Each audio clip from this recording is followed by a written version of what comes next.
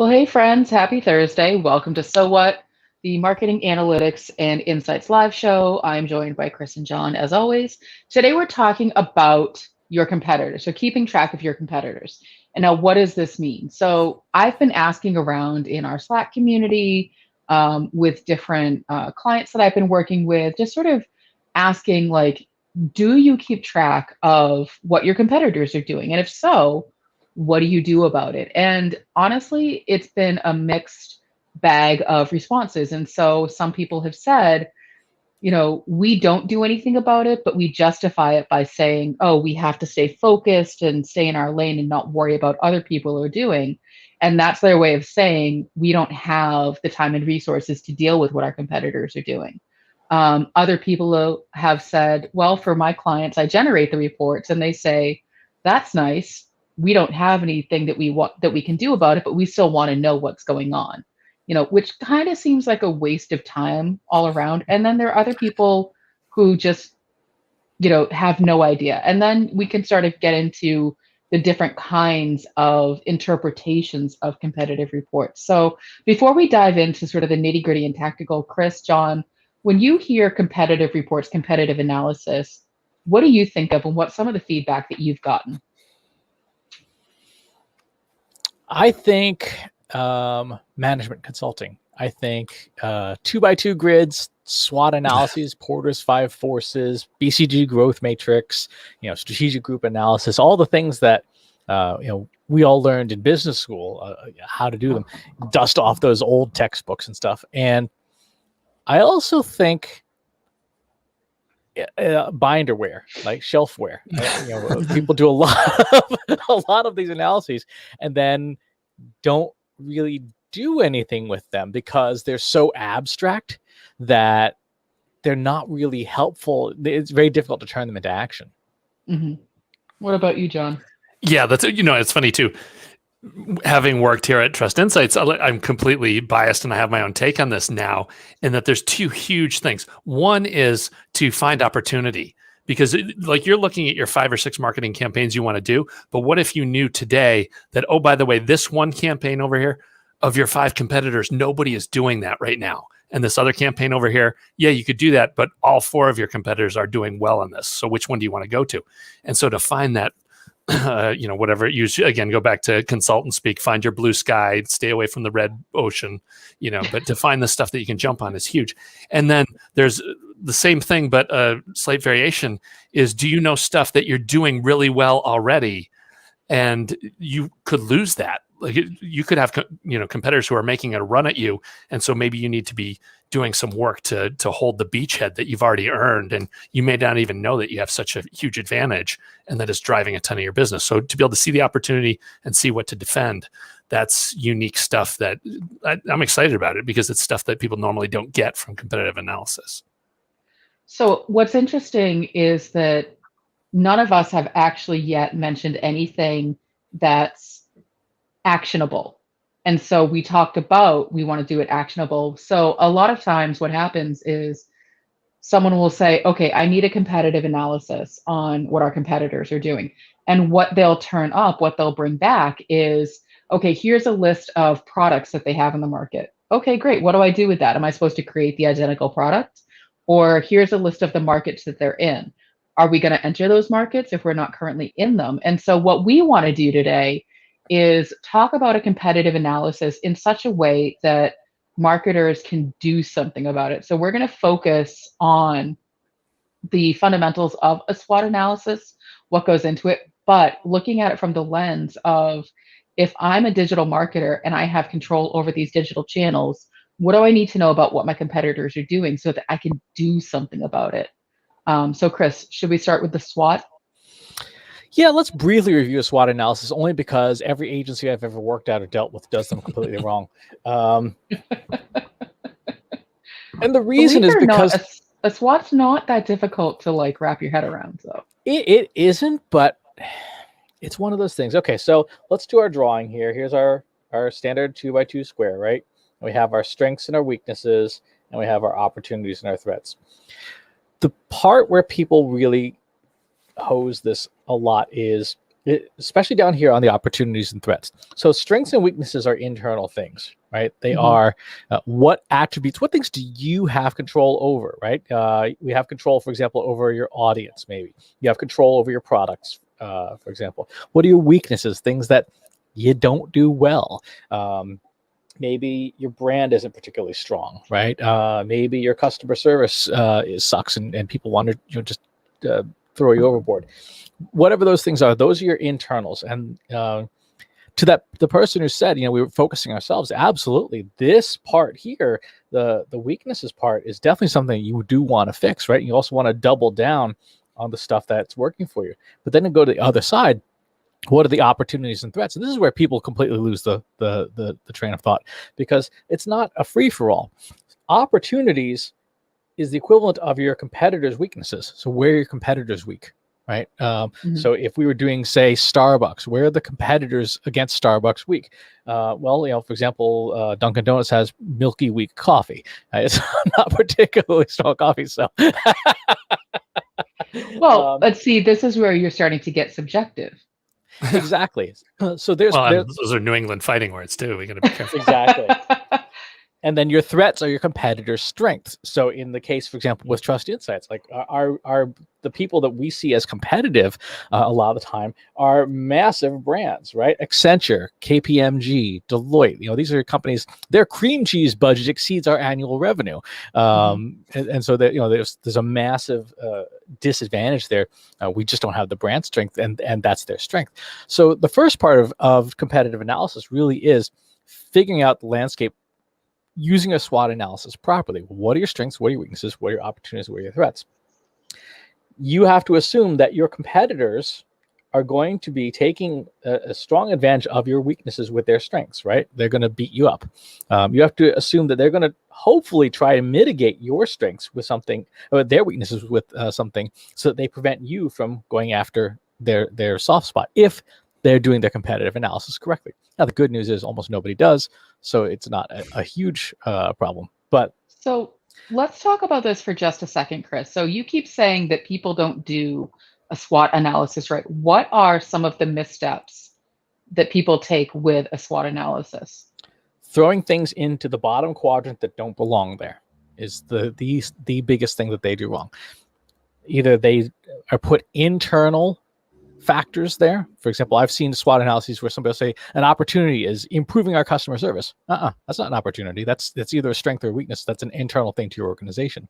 They will also put things that are external to the competitor in there. So it's a threat. Congress could legislate us out of existence.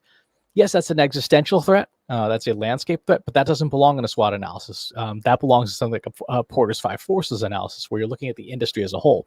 When you're doing a SWOT, it is a one-to-one competitive analysis, right? It is you versus a competitor, not you versus the industry, not you versus politicians, not you versus the Teletubbies. It doesn't matter what it is.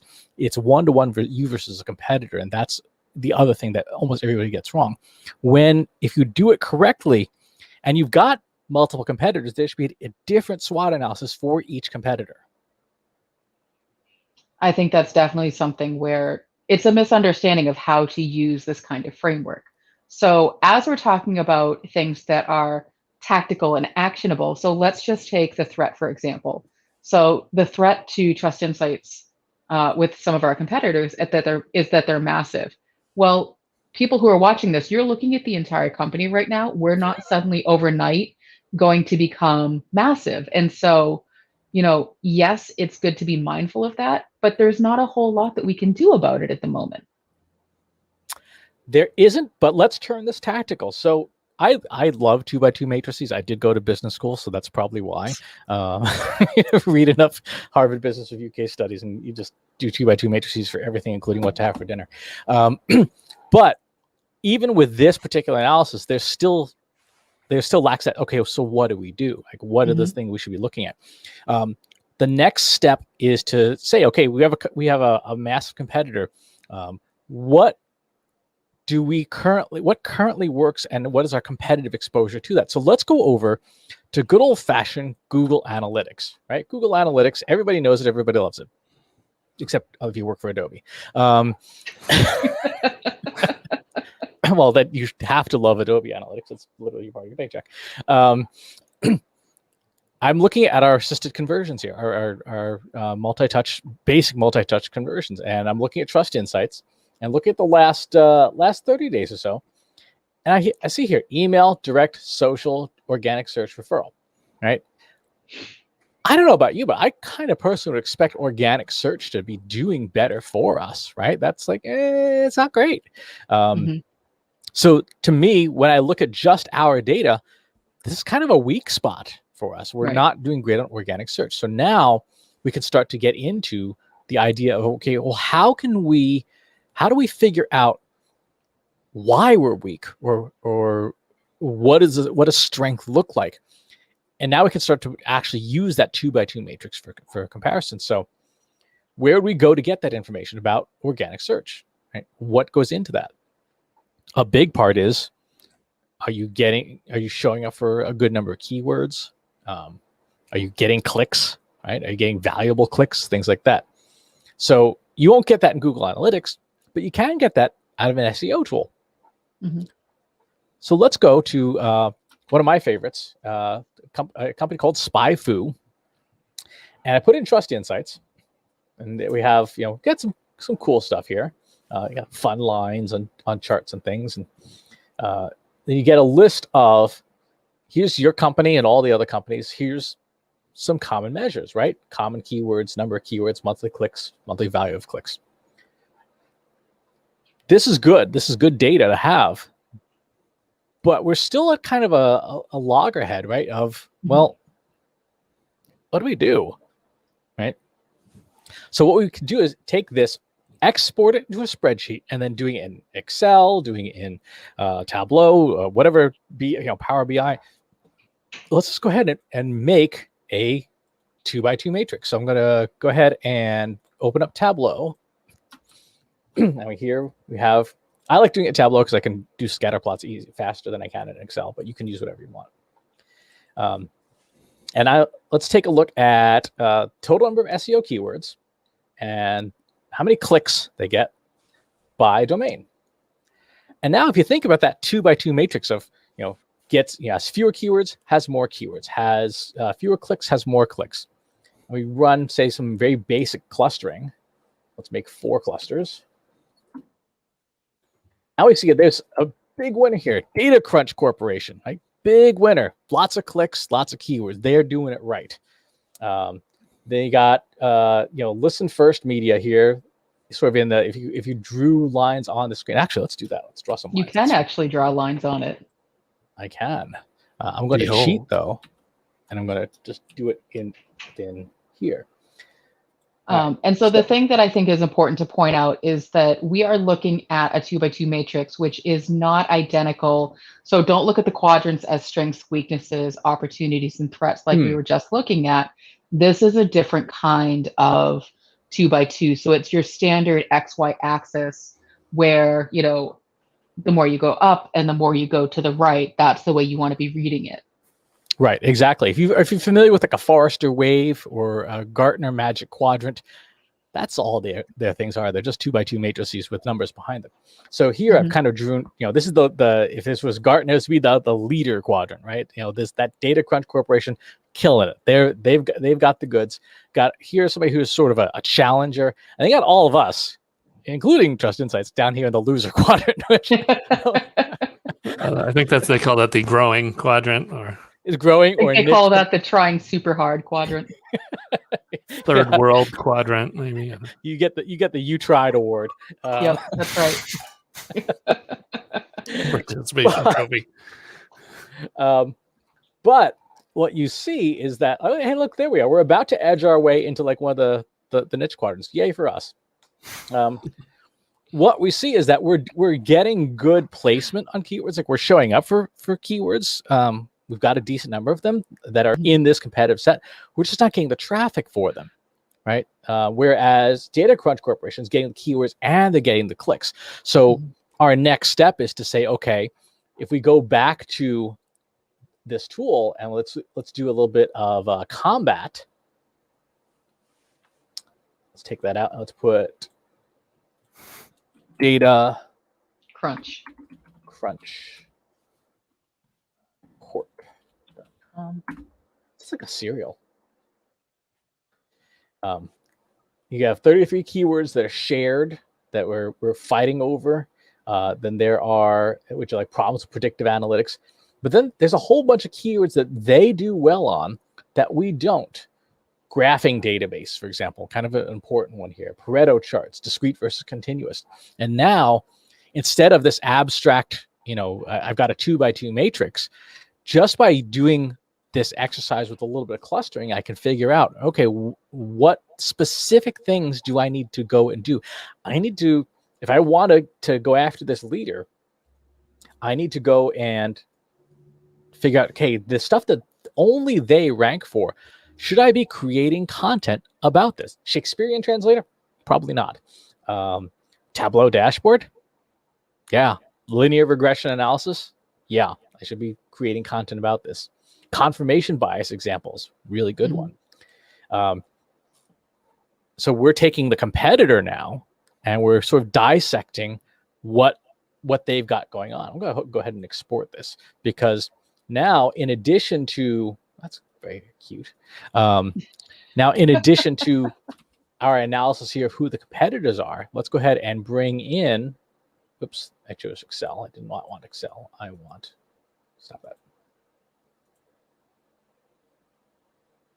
I want just these keywords. And we're going to do the exact same thing. We're going to have a search volume, right? How much volume does a keyword get? And how difficult is it to rank for by keyword? And so there's some things here that are, very high volume, but lots of competition. Ideally, we would find something in this quadrant where there's lower difficulty, but higher volume. The closest things there are like a weather forecasting thing, Tableau prep, right? We're talking about Tableau maps and stuff. So there's some opportunities there looking at our competitors' data to say, okay, there's some stuff that we could probably challenge them on, but stuff like, anything after 80 is going to be a real hard battle to fight. But anything, in the 40s and 50s, even if there's not a lot of volume, might not be that bad. In fact, if we hover over this and we say, I only want to keep these, now we start digging in like, okay, now Tableau, B-source, how to make a dual axis Tableau chart, Tableau filters. If I wanted to go after this competitor's traffic, it looks like they do a lot of stuff around Tableau, and that it's valuable. It's working for them. How do we start creating content to go after that? Well, and I think that you've touched on a lot of really good tactical things, and the things that, as you're evaluating, all of this is what makes sense for your company, your brand. And so, Chris, you just called out like the weather forecasting thing. That doesn't make sense for Trust Insights. So someone else can go after that. We don't need to. It's not something we ever want to be known for. And it's not something we want to try to draw people into our website for, because we're not the experts on that. We're not going to be able to create really good quality content that's going to help us rank really high for that keyword. But the things that you've hit upon, we know a lot about Tableau. We know a lot about data prep. Those are probably things that, we want people to be coming to our website for, services that we want them to be finding us for. So the next step is we need to start putting together some sort of a content plan to address all of these things. Exactly right. We got to figure out what can we do that will get us that information. Now, this is using SEO data, right? Pretty straightforward, pretty easy to understand. If we were back in our Google Analytics account, though, and our Google Analytics account said, "Hey, social media, kind of a thing. You might want to think about that." And maybe if we went in and dug around by source medium, what are those source mediums that Slack is one of them. Twitter is in there too, though. Like Twitter's a contributor to our conversions. So we got to ask ourselves, competitively, is there something we should be doing with that, right? Is there a there? You could take Twitter data, do the exact same thing. Take, likes and retweets, and just look at the tweets, say on a marketing Twitter hashtag, or with your 5 named competitors. Do the same 2x2 analysis. Who's in the leader quadrant? What content are they tweeting about?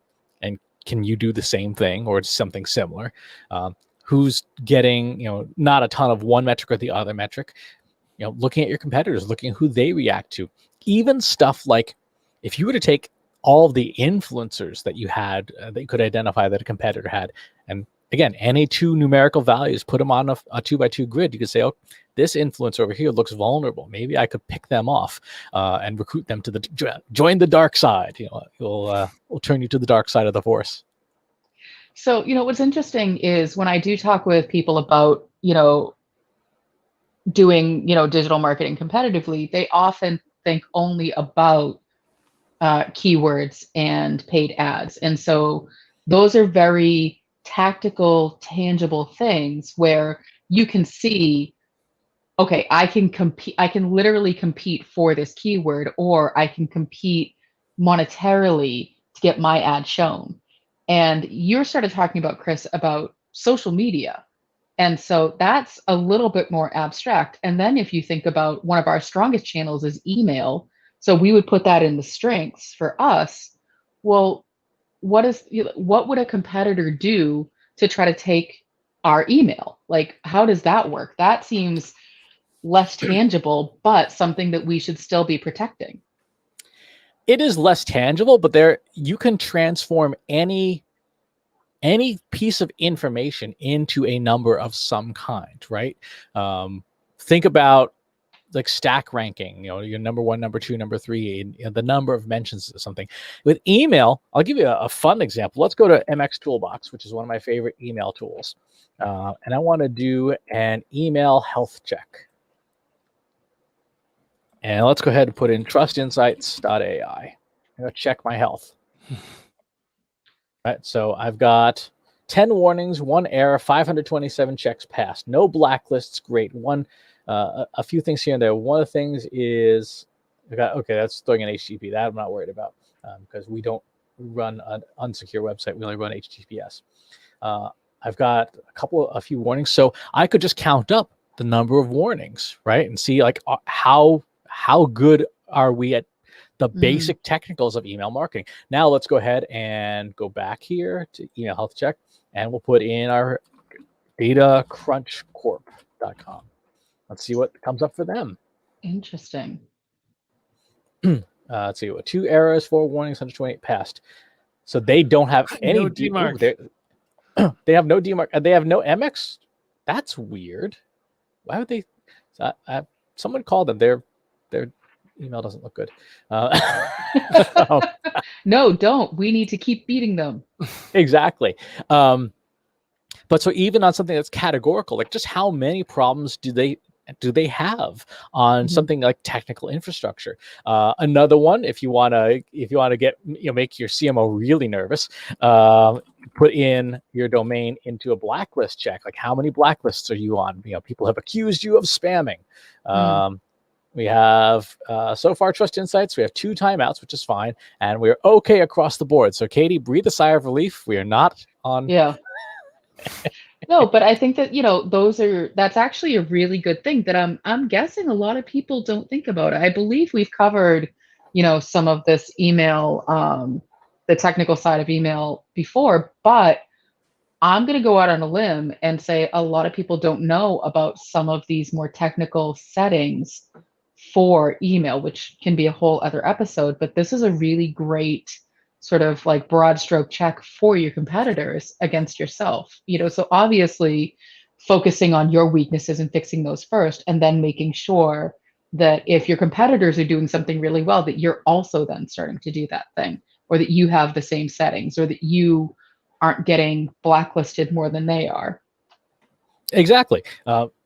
With any of these channels that are out there in digital marketing land, there's always something that you can measure. It may not be the best thing, it may not be the ideal, but there's some hint of, in search, in social media, you can look at people's channels that that they're on and stuff like that. There's some way to make a determination about what they're doing. You may have to use third-party software to do it.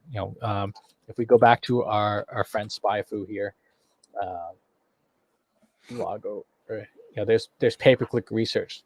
So let's take a look at the pay-per-click competitors.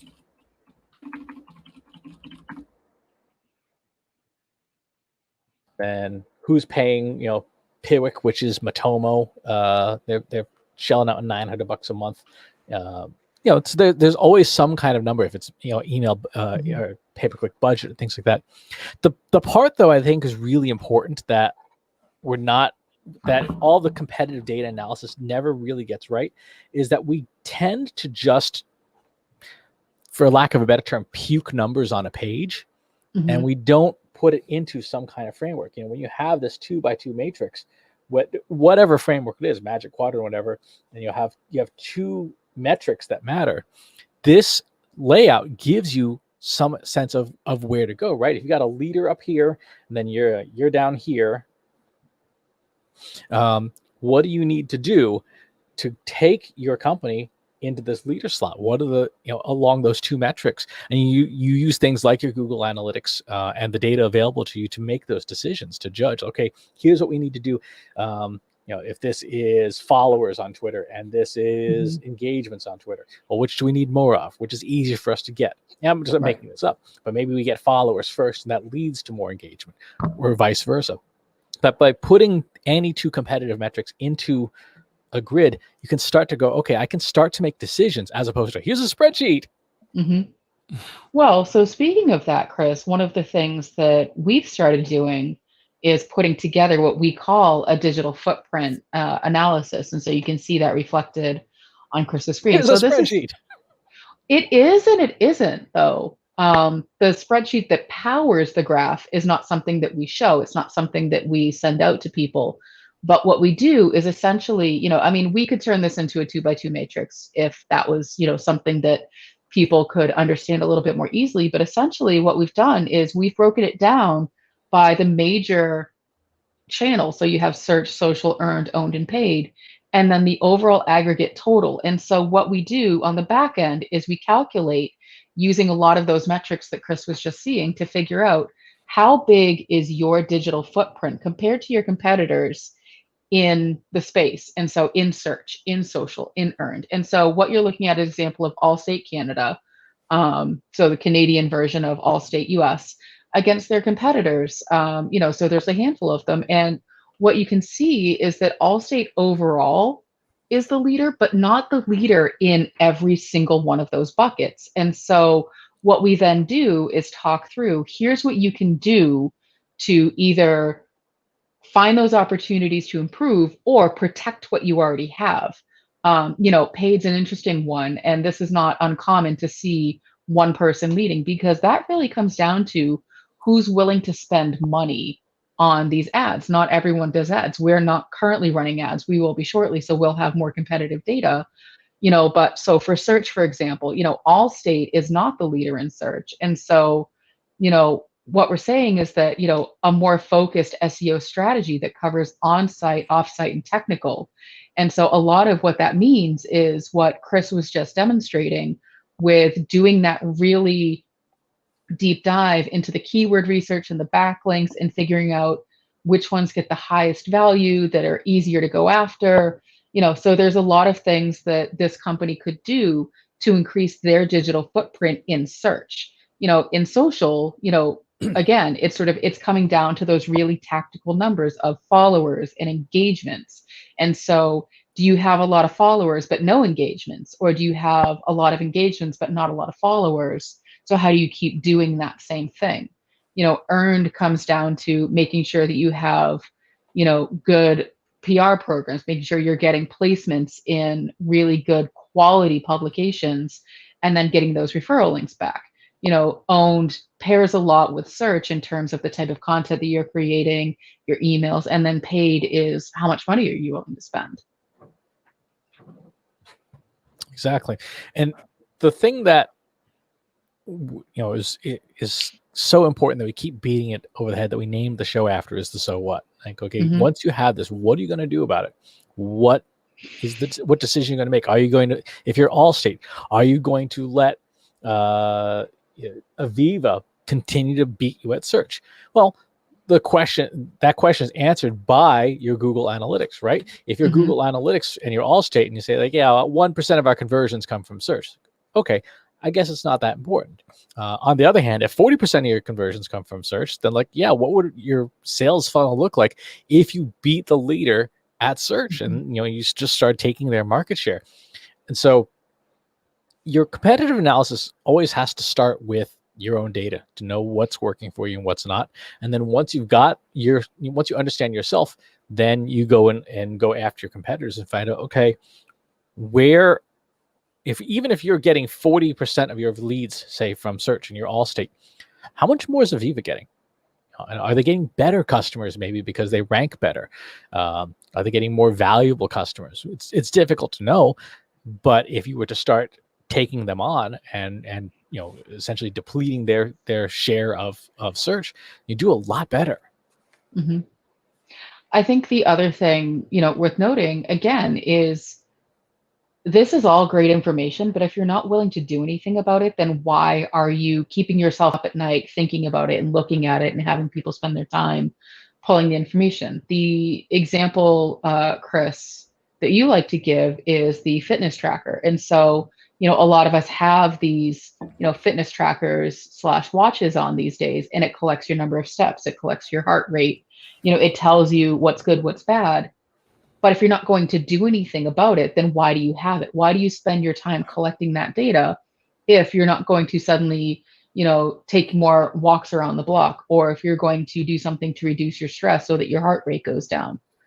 John, what is your take on all of this? Because you're talking to a lot of prospects, and, do they say like, we need to be better than our competitors, or are they just solely focused on what's right in front of them in their own, trash fire? Yeah, I think you hit the biggest resistance point for everybody. It's kind of like, well, we just worry about our customers. We're not even sure what we're doing, so we don't have time to look at competitors. But I think in that last page there, if you're Allstate Canada in that situation, like, you've got to look at what's going on in social. You're just getting completely destroyed there, and everybody else is doing better than you. So, and especially when you're dominating so much in the other categories, you want to at least go take a look and figure out what's going on there, and go. And that's a very simple dive there. You just go look at the two that are beating you 4 to 5 to 1 and see what they're doing and try and figure out, hey, is there there? But that does, and it takes the pressure off of you of, hey, those other 6 categories, like, those are not on fire. Like, we can go chase money somewhere else because we are just dominating the competition. In fact, the one thing with that report is it's almost embarrassing. You're like, we're pummeling the competition so much that we don't even have to look at what they're doing in a couple of those categories. But yeah, it's, for any VP of marketing, CMO, I mean, this just completely changes your life, because it's, look, here's 60% of the stuff that you don't have to worry about right now. And it's all about jumping from fire to fire. I think that that's a really good point. I would, however, say that, yeah, they don't right now have to worry about earned, owned, and paid, but they should keep an eye on it, because that could change. Because if they're so focused on search and social and they forget about those other 3 buckets, they could get complacent and stop putting all of the hard work into it. And so if they want to have that really good balanced footprint for their balanced customer journey, then they should be paying attention to all of them and figuring out which in each of these buckets can we start to, block and tackle against.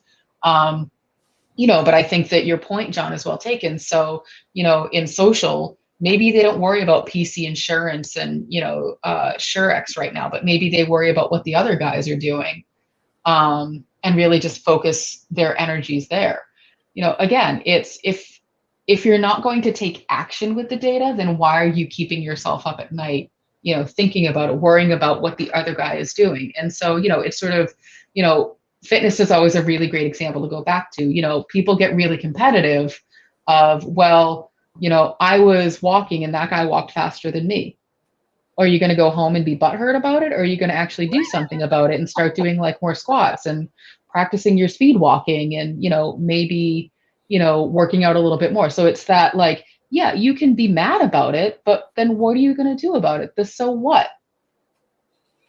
Yeah, and you brought up a great point, which is you're going to add a whole nother dimension to this now when you have, 5 or 6 months of this report, and you can see, okay, which channels do we go up and down in? Are there certain times of the year that certain competitors do better? Why is that?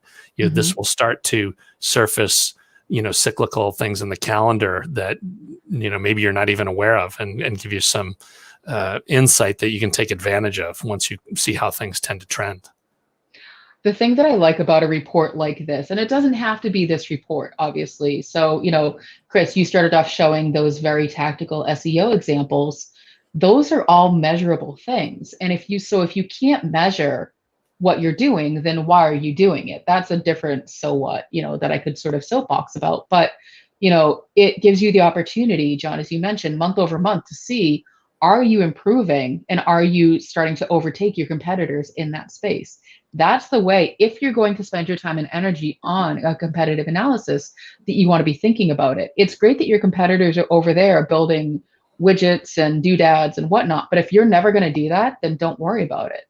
But if you're going to, then find a way to measure that progress to see if you're doing better. And maybe it's customer feedback, customer satisfaction, customer retention.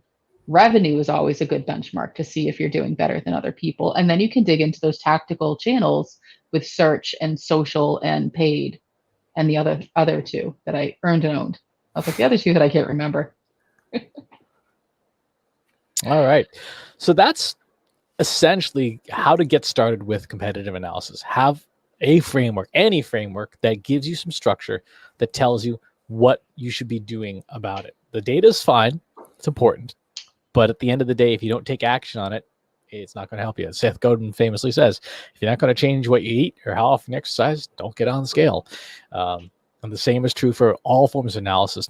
But prioritize it within the data you have, like Google Analytics. Nothing we've shown here was fancy machine learning or artificial intelligence, just a bunch of spreadsheets.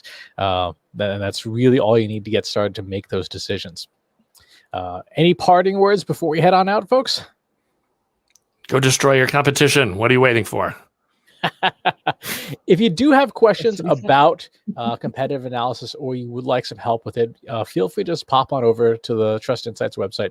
Go to trustinsights.ai/contact and happy to have a chat with you about it. Otherwise, we will see you all next week. Thanks for watching today. Be sure to subscribe to our show wherever you're watching it. For more resources and to learn more, check out the Trust Insights podcast at trustinsights.ai/TI podcast and our weekly email newsletter at trustinsights.ai/newsletter. Got questions about what you saw in today's episode? Join our free Analytics for Marketers Slack group at trustinsights.ai/analytics for marketers. See you next time.